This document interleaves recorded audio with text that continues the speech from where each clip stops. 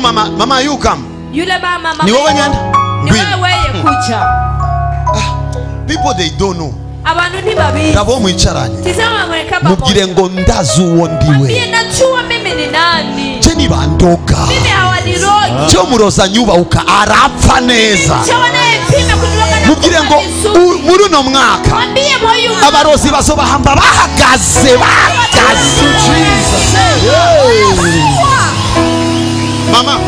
Mama, listen this testimony. Uyu munsi mereye ku ntahe. Waje uvahe? Ulikuja unatokea wapi? Ingozi. Ninde yagutumiye kwa prophet? Amekualika kwa nabii. Ni mutoi wanje asanzwe asengera. Ni mdogo yangu anakuja naombea hapa, iko wapi? Haiko karibu. Niwe yambwiye amateka. Yeye ndo amenambia. Hanyuma arambwira ati naho bigoye. Akanambia hata kama ni vigumu. Yitore nyene uzushake wiri guhusa kuko habe sacrifice kugira ngo na ubohore. Chukua na uli ukitaka ushinde. Nikafanya kama kisa amenambia. Je kugira shike ngaha sinaje gutembera. Sijakuja kutembea. Naje kuramukanya. Nimekuja kusalimiana. Kurondera Imana ya Joshua. Nimekuja kutafuta Mungu wa Joshua hapa. Yesu ashimwe. Yesu atukuzwe. Kandi narayibona. Tena huyo Mungu nimemuona. Waje umeze gute? Umekuja kuaje mama? Abo Yesu yagiriye neza nibo bariko barashima. Abo Yesu yagiriye neza nibo bariko. Abo Yesu yagiriye neza nibo bariko barashima. Hallelujah. Nibo bariko barashima.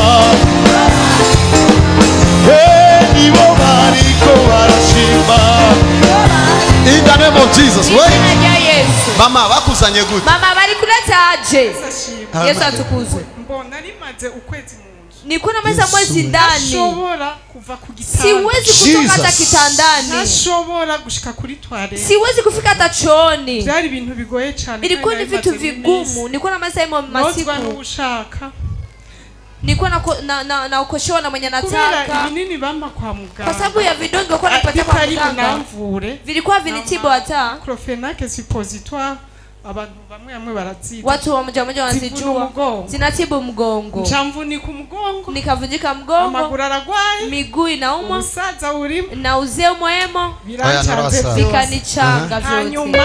Alafu baranteruye. Wameninyanyua. Barashikana ku moto. Wakanifikisha ku moto. Ngeze kuri volcano baranterura. Niko ku volcano wakaninyanyua. Byari byoroshe kuronka imodoka. Havikuwa vyepesi kupata gari. Ariko narayirose banterura. Lakini nikaipata wananinyanyua. Nikafika huku. Mva kuri pafu. Nikatoka kupafu na taxi. Metero nk'amajana 5. Paka kumetero kama 500. Nikalipa wimi. Ndio nariko ndatelefona baraza barahura. Mu modokari banteruye. Wakanitoa mgari wananinyanyua. Bashikana mu nzu hari rendi. Wakanifikisha mjumba alikuwa ni rendi. Umangaho nyene. Nikabaki hapo. Umuntu ameze nabi. Niko mtu yuko vibaya. Amaguru arara mu base. Miguu iko inalala mbase. Meze nabi cyane. Niko vibaya sana. Lakini siku ya pili kwa kabiri. Siku ya pili. Jesus. Glory.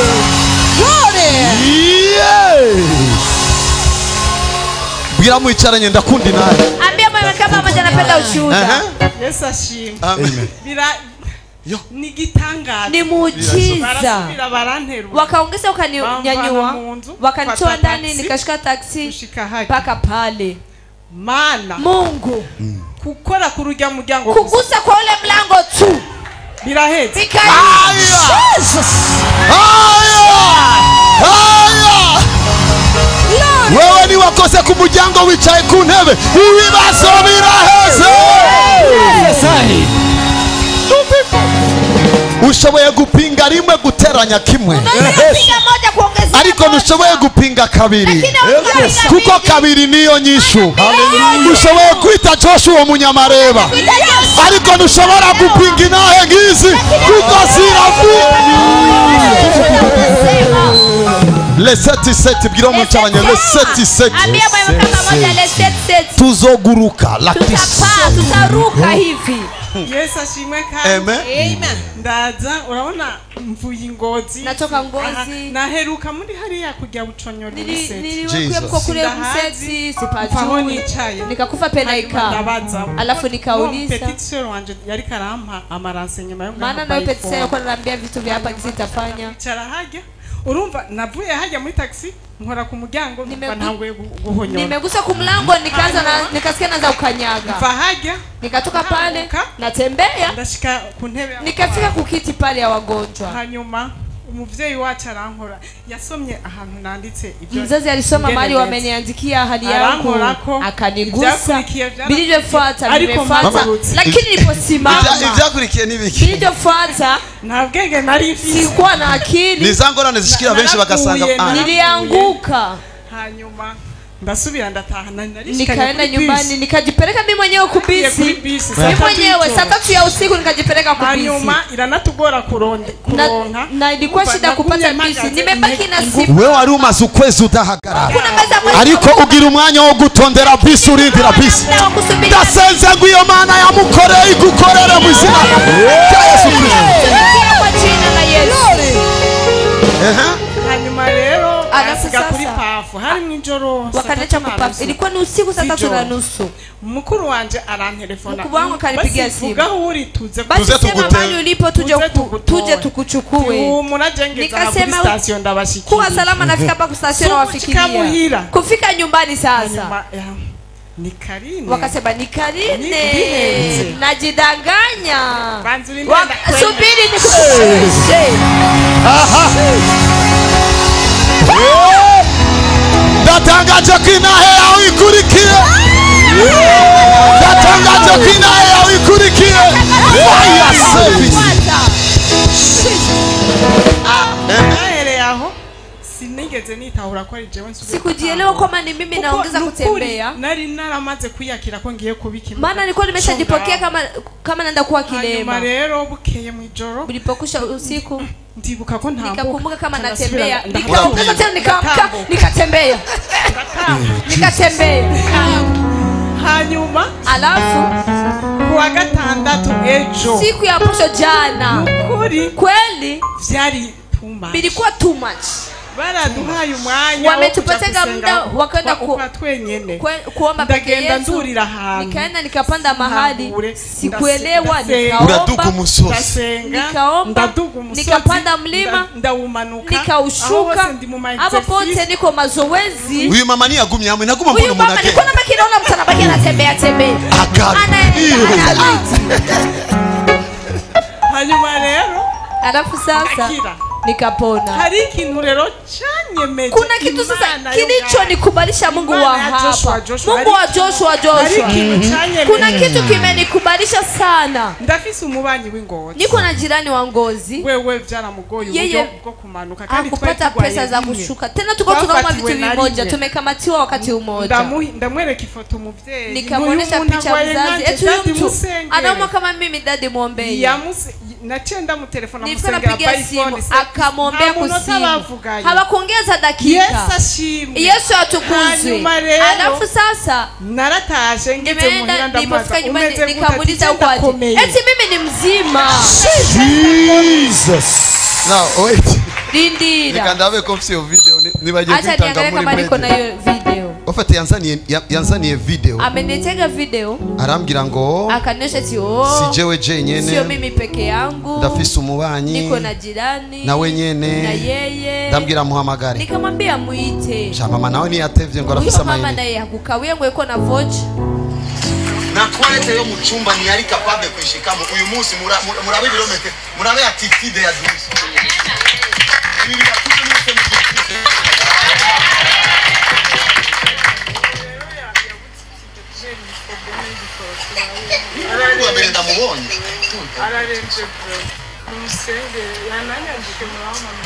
Now, reka ndabe video hiyo. Birateye ubwoba bavuga ngo ha ha ha. Imana igiye kugwa gutwesho. Nije nasenge mama yangu. Ubiriza urakiza. Nitwa Josh. Nasenge mama yangu. Ari mama nasenge ariko aratambuka ambwiye ngo yagusiza ugura inkuka gwaye. bikunda kuvaho. Oh mukanya nagusenge na transfer Father in the name of Jesus. Ikintu kibi cyose muri umuntu ndakimukuyemo ndatangaje ko ubunyene ndiko ndavuga. Ingoma ziziragaruka mu maboko. Amen. Ukunyene nasenge mama tangura guhaguruka gerageza guhaguruka. Ubwo nyene acavuga nahagurutse ndi ku maguru yanje nimesimama niko ku miguu yangu uyo mwanya nyene. Ubu ameze gute? Hivi ko aje? Twavuganye mu gatondo tuliongea asubuhi kugira ngo menye ingene ndababwira. Kabla kuja hapa ili njoo msitawaambia msaidie. Amenambia nimelala vizuri, nimesinzia vizuri. Eti naenda kuri eglise kukanisa yao kuomba. Asanzwe ari muri service ya protocol. Anakutania kwa service ya protocol. Bachite muri protocol. Amenambia wameniweka protocol nimerudia mkazi yangu ya protocol. Jesus.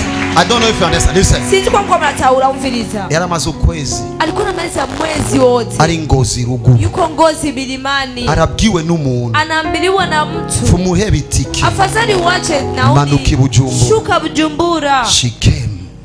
Arazi. Kwimoto baramuteruye. Kumoto walimnyanyua. Ndiko ndatahurika. Ndiko naeleweka. Kwimoto baramuteruye. Kumoto wamemnyanyua. Muri volcano baramuteruye. Mu volcano wamemnyanyua. Kwitaxi baramuteruye. Taxi wamemnyanyua. Akoze ku muryango w'ishengero. Alipogusa ku mlango wa kanisa. Atangura kugira inguvu. Akaanza kusikia nguvu. Ku wa kabiri ndamusanga haja. Siku ya pili nimemkuta entre temps uyu wa kabiri. Ni special. Ni tariki imwe ngo bandabingize muri deuxième trimestre mufise ngobezi zose. Ageze haja. Alipofika pale. Ndamusenge. Eti nipomwombea. Murazi bishikira abashikirwa n'ibishikirwa. Birafikiaga. Arapikubita magendera atazi kwa akapiga magendera yeye hakuwa anajua kama kwa kupiga magendera. Kuva uwo munsi. Kwanza hiyo siku akaanza kutembea. Tugeze ku musozi. Tunafika kumlima. Ndiko ndavugishwa ku bantu ko je nakoze muri profesi cyane. Niko watu maana tubiya ku profesi cyane. Navuga mama. Nikamwambia mama. Ninde wabara musikire. Nani anaambia chini ya mguu eti ni mimi. Achavuga reka shingi naye. Akasema cha nishuhudie. Siku ya pili umeniombea. Ndavuga nico gituma gumuduga tu. Nikasema ndio maana unapanda unashuka. Natembea. Achavuga ngo ndafise n'umubanyi. Akasema niko na jirani. Si n'umuvukanyi. Si hata ndugu. Afise ngoranya bato. Yuko na tatizo gani? Ngo nukuri afise ngoranya niyo nari mfise. Eti kikweli yuko na tatizo kama nilikuwa nayo. Kama inite. Uko na vocha? Ndio. Magara. Akamuita. Allo? Kanaka nitwa Joshua. Fulani naitwa Joshua. Ego? Ndio. Ngura ryamye ku gitanda. Eti unalala ku gitanda. Ego mazimezi. Eti ndio na maziku. Ubunyene haguruka. Sasa hivi simama.